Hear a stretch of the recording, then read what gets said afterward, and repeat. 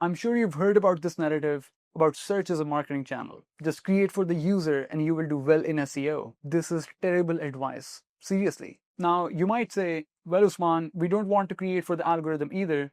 And I fully agree, totally on the same page. But the idea that you would win in search as a marketing channel by just focusing on the reader with complete negligence of optimization best practices is straight up wrong. I know this is what Google has been saying, and in the future, all of these LLM search platforms will tell you.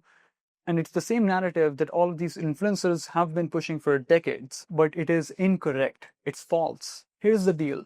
Search marketers must achieve a nexus of user experience and algorithm optimization, otherwise they lose. You won't rank in traditional search, you won't be cited in LLM search if you're not optimizing, and of course, you won't convert if you don't create for the user. Now, all these traditional and modern search engines will keep telling you that they look at a lot of user behavior data, which means if you just satisfy the user needs, you should be good. But the problem is they will only start collecting user behavior data once those pages meet a certain threshold of visibility. In Google search, that means ranking on certain positions. In LLMs, that means getting visible in general within the citations of their answers. That means this initial phase of ranking or visibility enhancement is simply unachievable with some level of tactical optimization. Optimizing for the algorithm is never the problem.